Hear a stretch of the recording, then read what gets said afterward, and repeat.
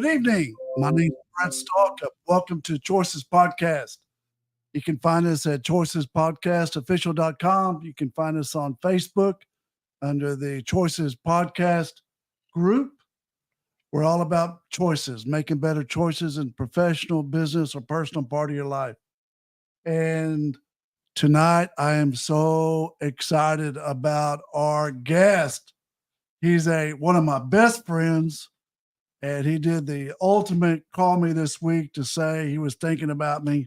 And I was like, dude, we got to put you on this show. He's so jovial and awesome. And I'll introduce him to you in a second.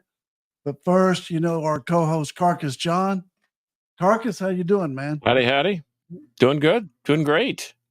That's good. Into week 3 of marital bliss. I love it. Good job, Carcass. Everything's going good. I mean, gainfully employed, happy life, happy home. Just ate a home-cooked meal. Gotta love it. Oh, my God. Yeah. So you're going to get a real treat tonight, too, because you're going to meet one of my friends. But before we get going, why don't you go ahead and read a lyric, pick a song, and let's roll. Okay. Well, I didn't go obscure this week. I went something more mainstream. So I picked out a U2 song. You okay with that? Yeah, dude, I love U2. Okay. I like them, too. I took my mom to see them once. Back when they first released their second album, Boy. Oh, I like that album.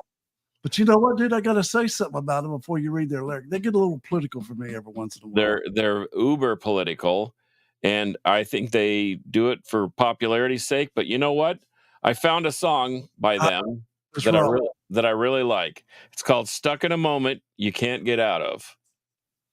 So here it is. It says, "I'm not afraid of anything in this world. There's nothing you can throw at me that I haven't already heard. I'm just trying to find a decent melody, a song that I can sing in my own company." And then I'm going to skip down, and it says, "You've got to get yourself together. You've got stuck in a moment, and now you can't get out of it. Don't say that later will be better. Now you're stuck in a moment, and you can't get out of it." So I really like this only because I've felt that way for a long, long time. And I just decided to make an adjustment. I do these things with myself where I'm probably my own worst enemy because I criticize myself a little too hard, and I get stuck, as Shakespeare would say, getting into the thick of thin things. And what I have to realize is nobody's perfect, and I don't even think the Queen is expecting perfection. She's just expecting good. So I'm getting better at being good, and it's helping me be great at times. And I'm not stuck in the moment anymore. I'm moving forward. Carcass, I like to see you smiling, man. Why wouldn't I, man? I got it going on. This is so awesome. She's such an awesome person. Her kids are awesome. My kids, it's like the two families should have been together all along. It was a perfect segue into each other.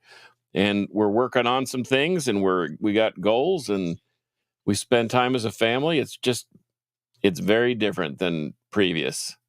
All right. I want to introduce our guest. You ready to roll? I'm ready to roll. He's a good dude, man. Dude. Y'all, we've been friends for 30 years. And I love him. He played ball at, he's a Baylor dude, and he played ball at Kansas City Chiefs. His brother played for the Minnesota Vikings. And I've never met his brother, but I can tell you, I know Irv. He is jovial. He never gets in the ditch. He never gets stuck. He's always moving forward. And Carcass, I know you lost your son. Well, he's lost 2. Yeah.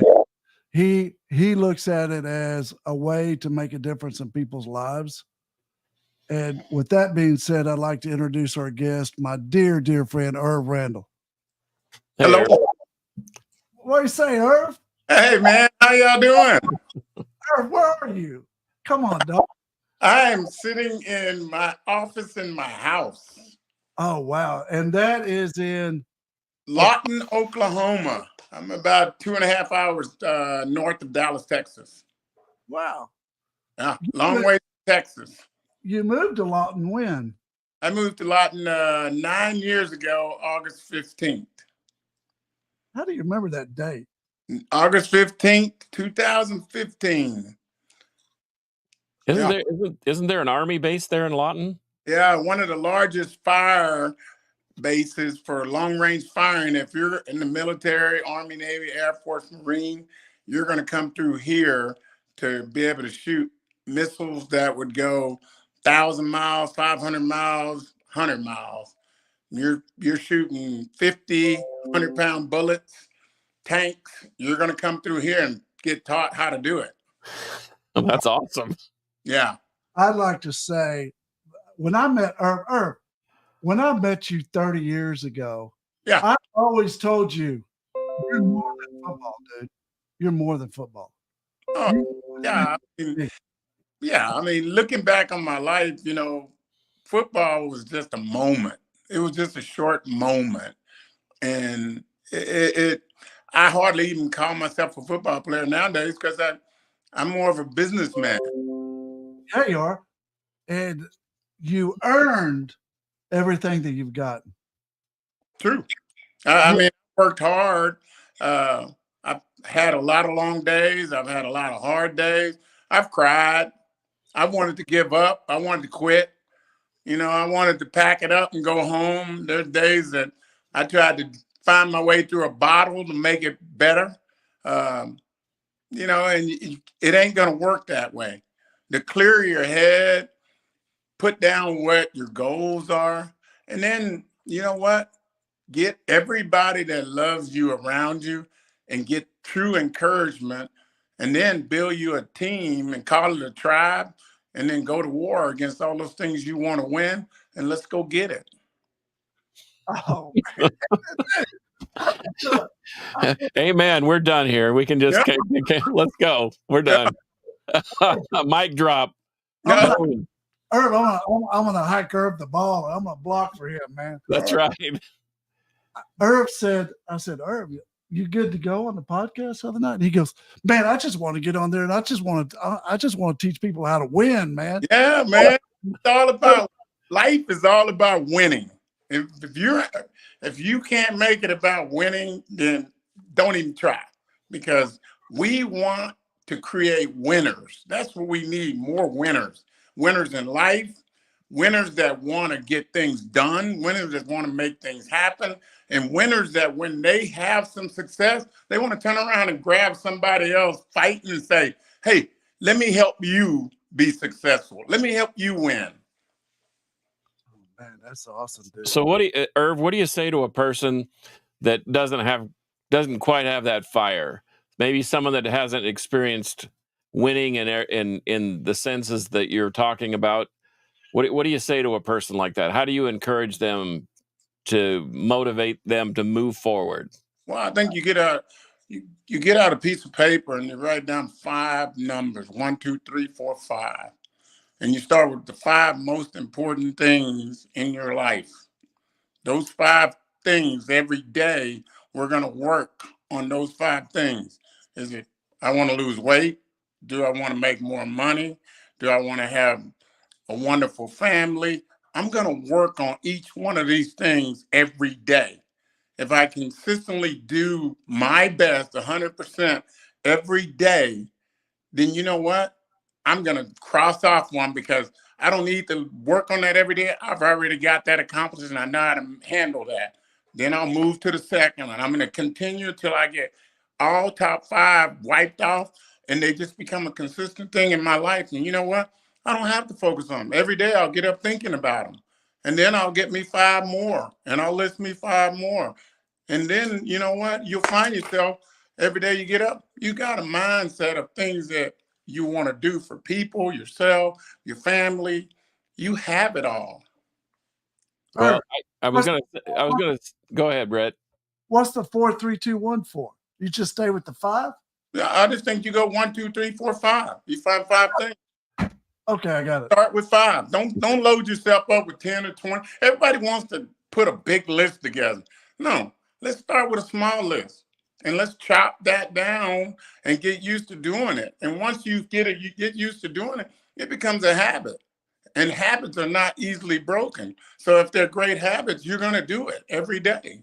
You've read that book, Atomic Habits. And then I'm telling you right now, you know, one of the greatest things I heard from my son who passed away, is that, you know, everybody says, hey, God is there, God is here, God is around. But to some people, you know, you got to remember, to a starving person, food is God. They can't see God because they're starving. What's their God? Food. If I'm starving, you can't talk to me about God. Food is my God. Now, if you supply me with food, that's where I find God, is in my food.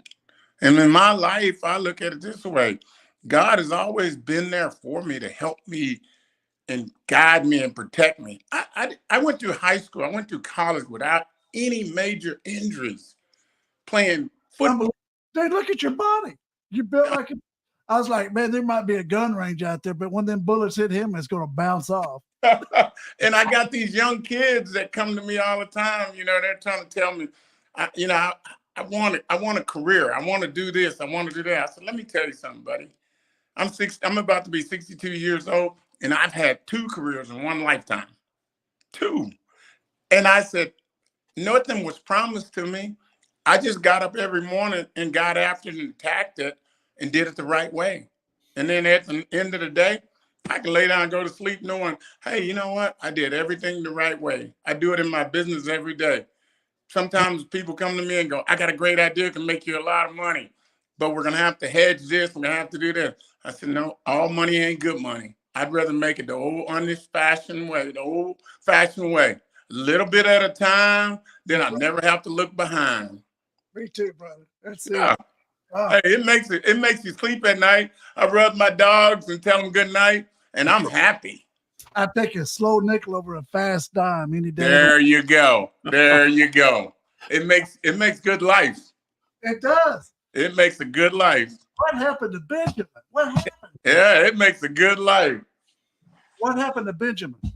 Let me tell you, Ben was going to be my person that takes over this place when I retire. We had a plan. We had put it all together.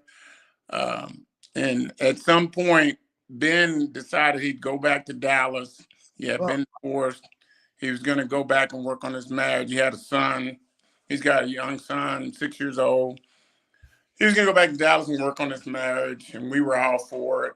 And he created a company. He started building his own company. And as we know, you know, a lot of times you can invest all your money in a company and you're 100% in, and that company can eat you from the inside out.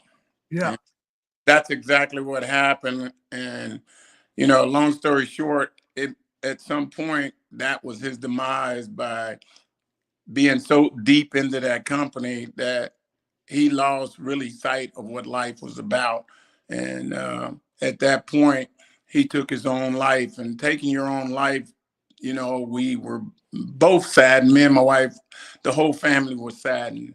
But like I told my wife after about a week or 2, I sat in the room one night and just kind of thought to myself, looking at all this thing that's went on in our lives, how do we take the next step to move forward? You know, because you're hurting inside. And we've been through this before with our older son. You know, it was an accidental death. And then this one was a self-inflicted death. And so now I had to stand and sit there and ask myself, where do we go from here? What's the plan? So I come to the conclusion after a lot of thinking that I've got to look around at all the people that we've been helping in this community, kids, friends, the people that work for us, what we mean to them and what we can do for them going forward. Because without us, the center of the wheel, the bike don't roll. And so at that moment, I told my wife, I said, today's the last day to sit and cry and think of what if and try to come up with answers to something I'll never get the answers to. I've got to look around at our tribe and see what we can do to help those people and help them move forward, and look at people that may be going through, because you can't, when a person's going through a mental struggle, they show no signs of it.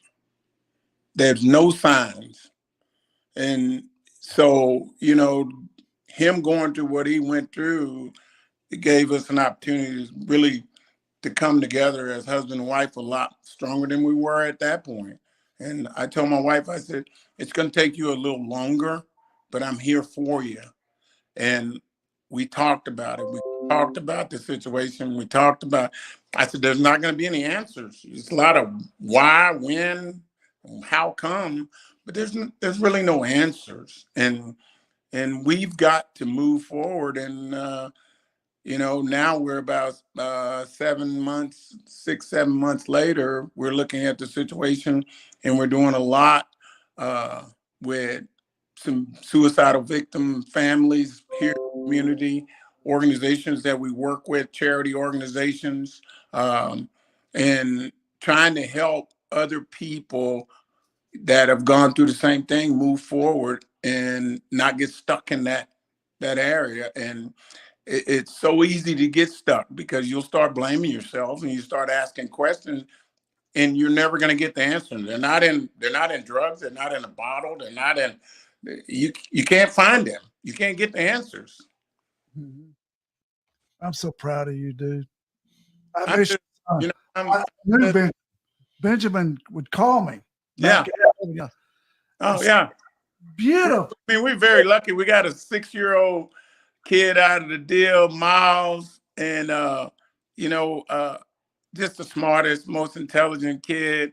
I talked to my daughter-in-law the other day. She's got him doing golfing, and I called her and I said, "Is that because of me?"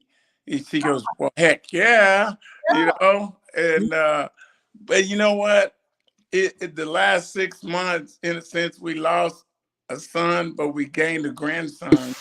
And, you know, we got 3 grandkids, and it's our life.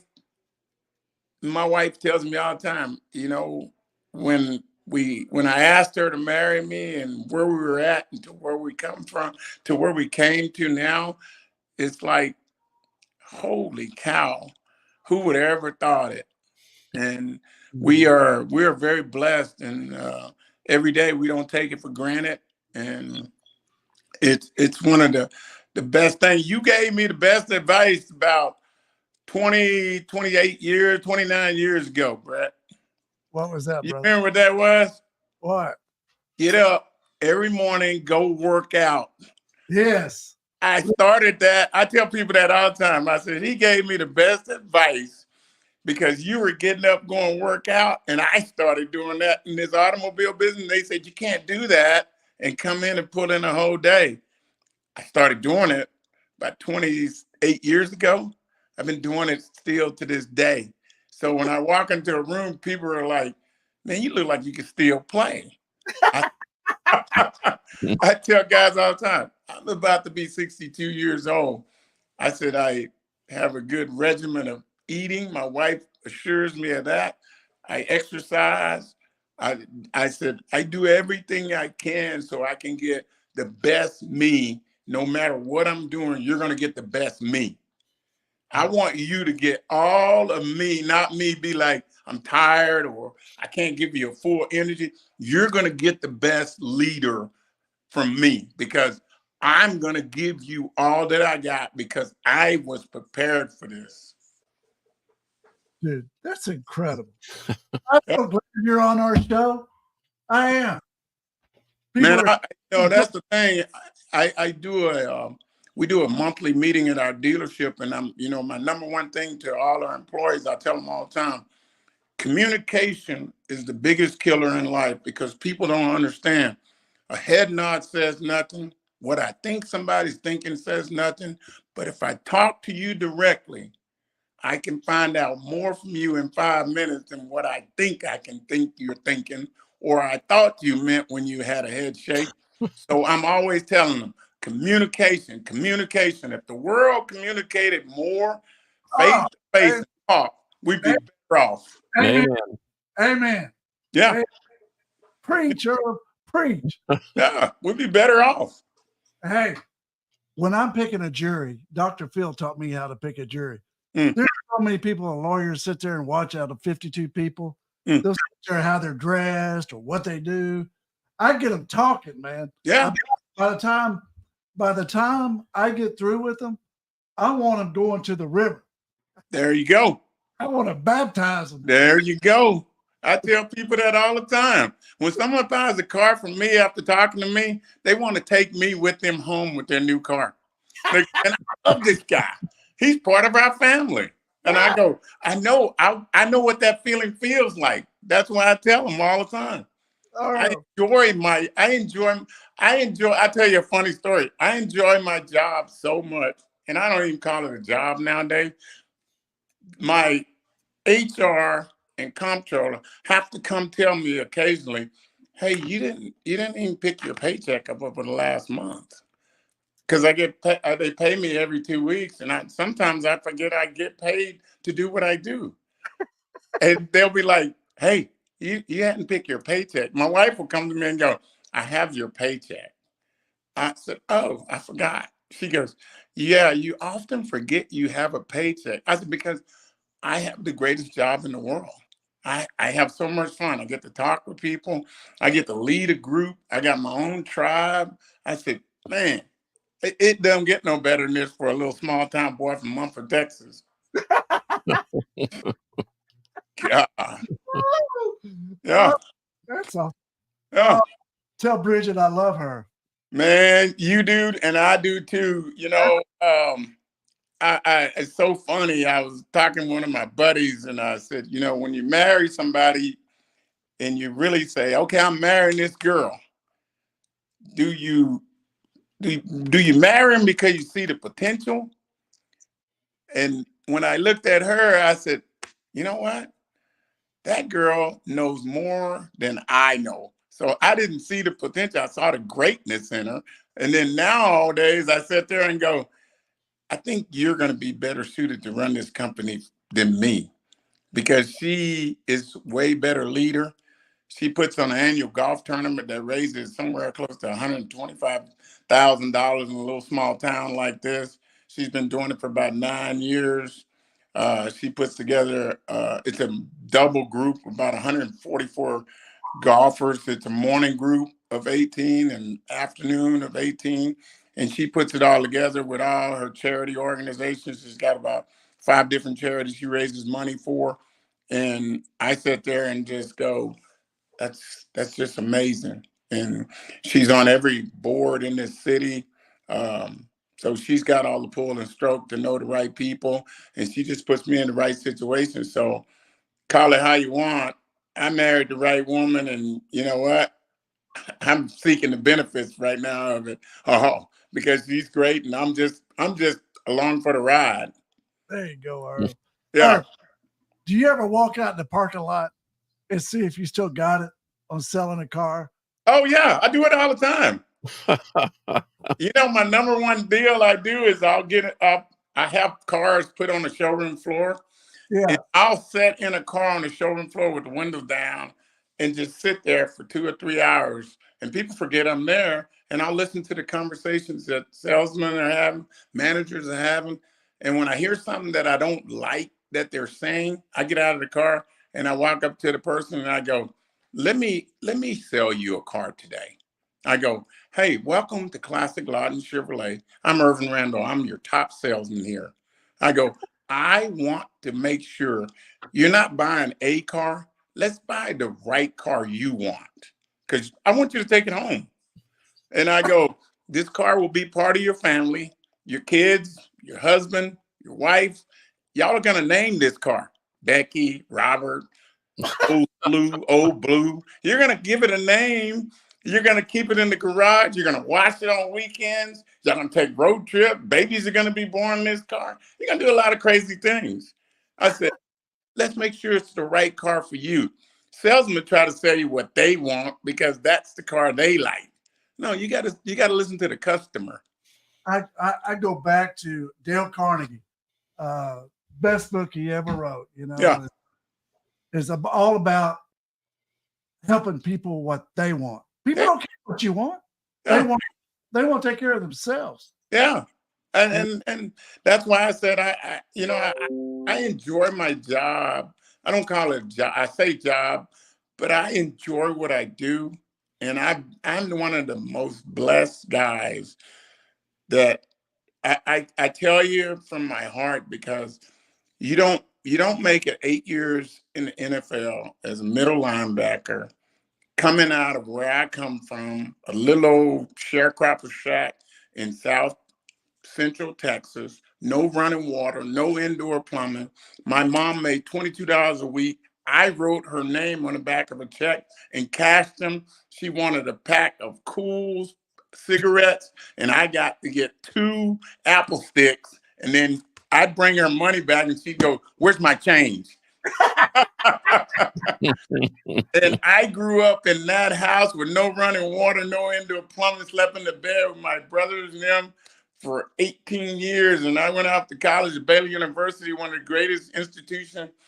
I would never change anything in my life. I've had a life in which I would just do the same blueprint back over and say, everything's the same. It's been great. It is. You know, I had a partner in the business one time, and I always asked him, I said, dude, he was older than me. Yeah. You good? You square if something happens? He goes, oh, yeah, man. I square. I said, you good with your mother? Your mother's leaving? Goes, oh, yeah. I sat down with her right in front of her face, and I said, Mom, we've had a good run. We have had a good run. Right. You know, I have no regrets. None. Yeah, man. It's been an awesome ride. And I still got a lot of things I want to do for other people right now. That's what I'm trying to do nowadays, do things for other people. And my thing is that I had never been to Oklahoma before we moved here. Never. Moved here, lock, stock, and barrel. But that's been my life. I've had to move from one area to another area to find success. I had to move from Mumford to Baylor, from to Waco, from Waco to Tampa, from Tampa back to Dallas, from Dallas to here. I've had to move. But you know what? Every time I moved, it was a new opportunity, but it was me. I was there. I'm the difference. Because when I came, I brought me to the table. And everybody in that room said, who's that guy? Because when I went to General Motors and talked to them, I'm the first minority Chevy dealer to open a store in the state of Oklahoma in 2015. So when I come to the table, I bring me. I got my NFL bag back there that says, I bet you might have a car guy, but you ain't got one that played in the NFL. And so I bring it all and show it to them, and I go, I just don't carry one purse. I carry 2. Car dealer, NFL. So somebody's going to open the door and go, I want to talk to this guy. Erv, do you still got that picture where you were tackling Walter Payton? I still got it. I still got that. I still got me tackling Walter Payton. I got a game room up there. I hardly get upstairs to my second floor, but I go up there, sitting there and look at that stuff and go, man, what? I got my helmets up there, and I sit there and look at that stuff and go, God, I don't know how I did that. Man. But I was team captain for 4 years while I was in Tampa for 6. Oh. You know that's all you got to say. Once you have a picture of you tackling Walter Payton on the wall, it's like Muhammad Ali wrote me an autographed picture when I represented Don King Jr. Yeah. You remember Don? Yeah. Like, that's all I ever need. Yeah. Oh, yeah. You know, you go sit there and you just look at them and you say to yourself, that's me. That was written to me. That's me in that picture. Yeah. So, I mean, that's why I say to this day, you know, when I walk in a room, I tell people all the time, I don't go in there loud and trying to get myself recognized, this and that. I go in there, introduce myself to everybody, and just say hi. And people always tell me all the time, I never knew it, but people had to tell me, you always introduce your first and last name when you introduce yourself. I said, you know why? Because when I was growing up, all I had was just my last name my mom gave me and my first name that my grandfather gave me. So I'm so proud of that because I don't have a middle name. So when I come to the table, you're going to know who I am because you're not going to go, hey, I just met this guy named Ervin. You're going to go, I met Ervin Randle because I'm going to give you both of it. I'm going to give you the first and last name, and you're not going to forget me. Dude, I had there was a judge, County Court 6, Berlin Bashirs. Mm-hmm. Great guy.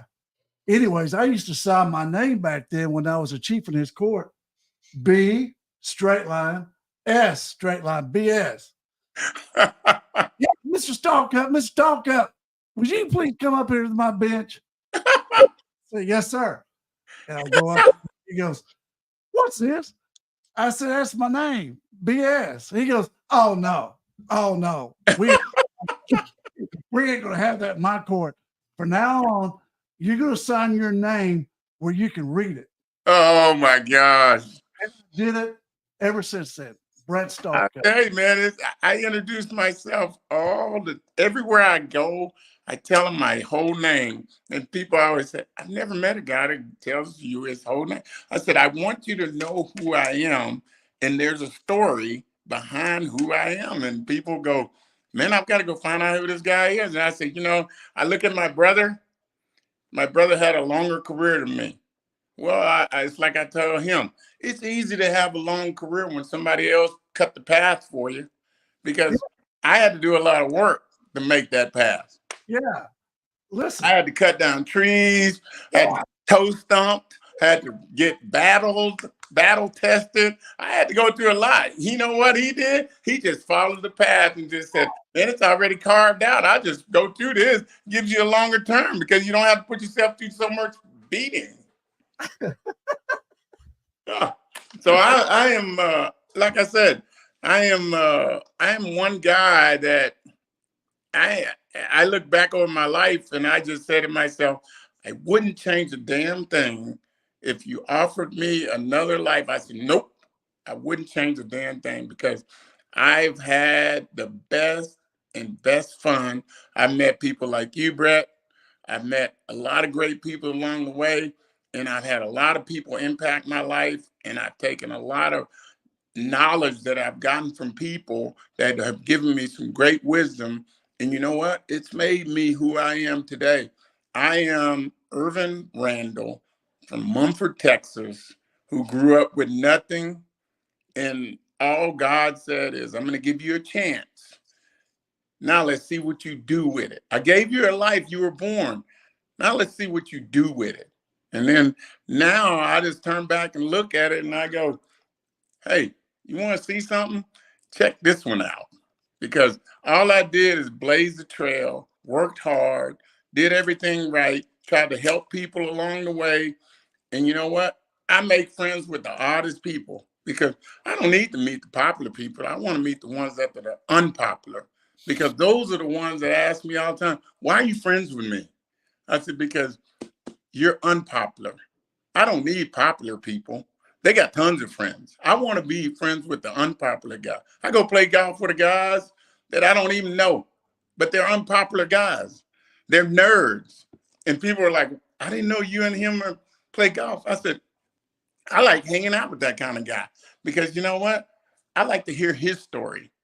He's got a story and I want to hear it because there's something he may say that may impact my life today that can help me be better as I go forward. I agree. Yeah. I agree. Yeah. 100%. You know, Irv, when you got your car dealership, yeah, I was never surprised. Never. It was great, man. It's been great. And thing is, for the longest I'd walk in there and people would be like, I'd walk around, people be like, well, who are you? I said, well, I'm just a guy here trying to sell some cars. Because I still, to this day, if people ask me, what do? I said, I sell cars. I won't tell you I'm the owner. I won't tell you I'm the president. I just say I sell cars. And people be like, well, can you sell me a car? I go, yeah, I can. I can do everything you want me to do. I just can't take a test drive with you. I can't leave the campus. Oh, that's awesome. Yeah. What do you think about that, Carcass? I think it's amazing. In fact, he said a couple of things that reminded me of a friend of mine. I have a friend who's a professional drummer. Yeah. And I used to set up for him every now and then and go to his clinics and what have you. And one time somebody asked him, do you ever give it 100% when you're up there on stage? And he said, no. And the whole crowd just was aghast. They said, well, what kind of attitude is that? And he said, I work so hard that my 60% is better than everybody else's 100%. Yeah, you're correct. I usually give it about 80%, and I still look better than everybody else. And he's right. That's what I'm talking about. I like this guy. So that's what that reminded me of. And then you said something about, and I wrote down the 5 important things that are most important to me. If you see us looking down, I'm always writing because I feel like I know technically Brett and I are supposed to be the teachers, but I always feel like our guests are smarter than we are. But anyway, but you talked about something of getting into a routine or a habit where you don't really have to think about it. And I hearken back, and Brett can vouch for this because he's had a background in martial arts too.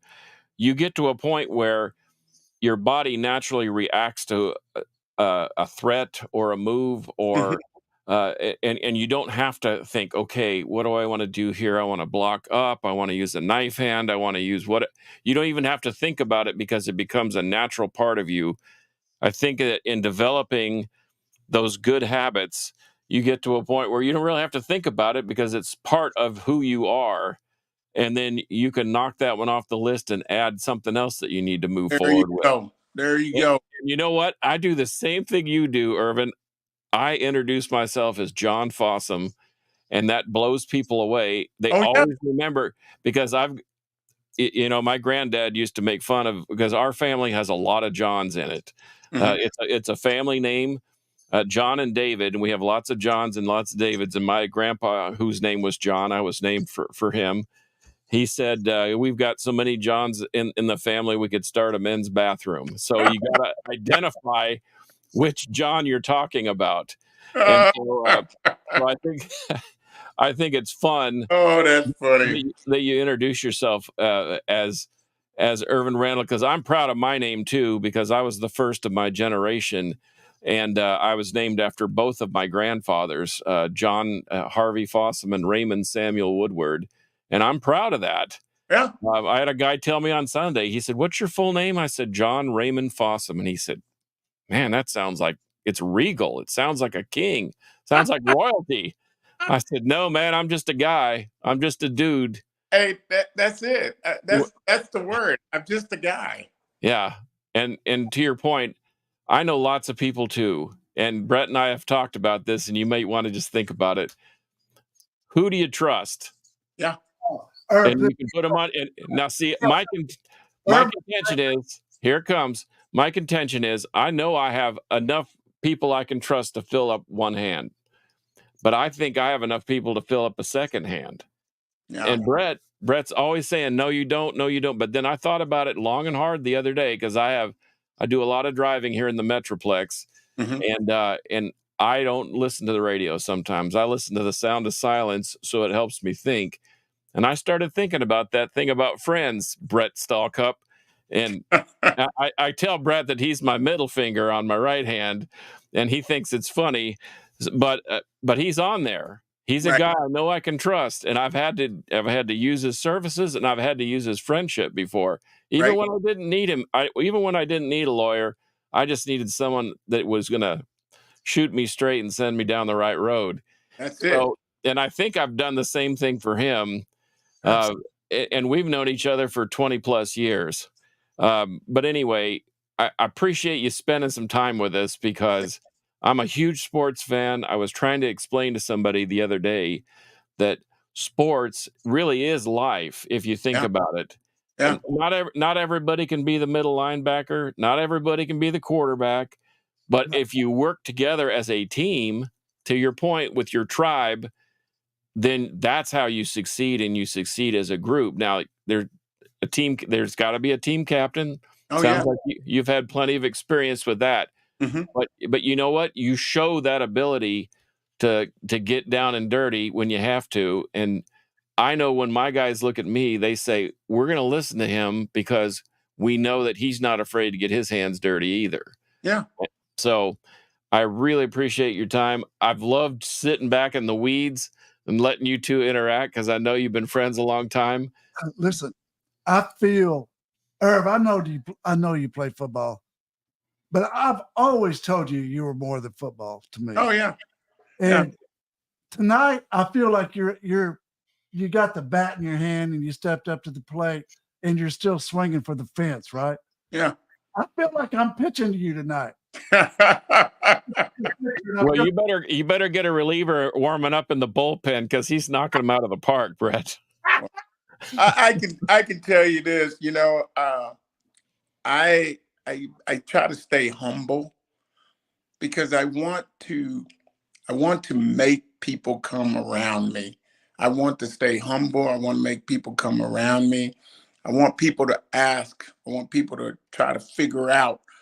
I want people to question because there's so many people that have questions, but they just don't know how to answer them, or they're afraid to ask you. And they're going through some things in life that you probably can have an impact on them. Mm-hmm. And by you staying humble and telling them, hey, I'm just a guy. Like you just said, I'm just a guy. Mm-hmm. I want people to come around me. I get people all the time walk up to me and go, your success, how you are, how you dress. I go, that has no impact on who I am. Get to know me because I like country music. I like rock and roll. I like R&B. I never go to a golf course without music. I tell people all the time, you can't listen to music with me because I have a plethora of music. It covers the whole genre of music while I'm playing. You can hear U2. You can hear John Travolta. You could hear everybody. You could hear Sammy Davis Jr. I got everybody playing on my music. I got a DJ that puts this music together, and I go out there and I sit there and people go, what, man, where do you get all this music? I go, dude, when I'm out here for 4 hours, I'm going to enjoy the day. I'm going to enjoy. It's like sitting in my living room, watching it on TV. I'm doing the golfing today. And so I'm going to make impact on people's life. That's my ultimate goal, is to help change some people's lives, give them the correct information, because there's so much false information being delivered to these young people and to older people. I want to give them some information that they know is true, something they can lean on. True. Just the truth. Yeah. I want to give them the truth. And I want them to take the truth and say, hey, you know what? This guy is telling me some information that's the truth. And I got nothing to lie about. My stories are not going to be elaborate and crazy. They're just truthful. Yeah. This is 2024. In 1962, I was born in October 12, 1962. And I was born into a house by a midwife with nothing in this house but me, my mom, and 2 brothers. Oh, my God. We have nothing. How do you get from nothing to this part in life? 62 years later, we're sitting here going, this is the life. And nowadays, these kids have everything around them and can't get from A to B. No.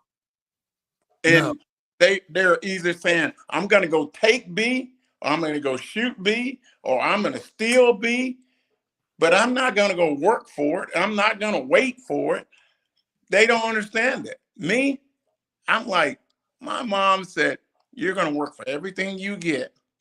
And then once you get it, you can appreciate it. You give somebody a car when they're 16 years old, and I see it all the time. People come in, buy their child a brand new car. And the kids don't appreciate the car. I get the car back in about 6 months because the parents bring it back and want me to buy it back because they've been out jumping mounds with their friends in the cow pasture. I go, who does that?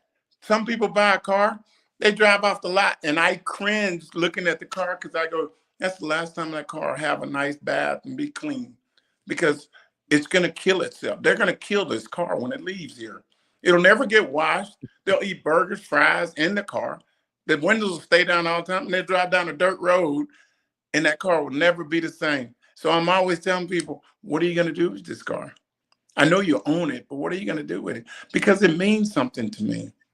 In this life I've led to this point, it means something that I share it with other people, because I'm sure God wouldn't want me to just keep it in a box and say, keep your secret to yourself, your success and what you went through, what I brought you through. No, I have to share this with other people, with young people, young black men, young white men, blue men, green men, women. I share it with all of them. And they're just amazed that they're hearing it from a guy that's sitting there going, yeah, I own this place. I own this. All these people work for me. But I never tell them they work for me, because the biggest lesson I ever learned from my first boss, we all work together. Yeah. We work together. And I tell them all the time, if you're in front of somebody and you're the parent, you say, this is my child, not this is the child I have. Like you don't really want it, like it was an accident. No, this is my child. Like, this is my star. So when I introduce our people, that we all work together, because I put them on the same pedestal as me. I can't exist without them. So we're on the same pedestal. We all work together. I get it. Yeah, I love them. I mean, I tell them all the time, I love you. I might get mad at you, but 5 minutes later, I'm going to be hugging and telling you, hey, did you watch that game last night? Did you see what they did? And I said, I don't hold grudges. You got to let that stuff go. Those are vices that'll just drown you. Let that stuff go. Man, life's too short. Erv, I love you, man. I love you, Brett. Thanks for having me on, man. We always like to end our show with a favorite quote, and Erv and I talked about this, and tonight's quote is, wake up every morning expecting a miracle. Yes. Can't, never could. Can't, never could. Nope. That's the way I grew up. Can't, never could. Man, I love you. And Erv, awesome. I'll leave you with one little quote. Okay. Hey, if you don't get what you want out of this life, it's because you didn't try hard enough.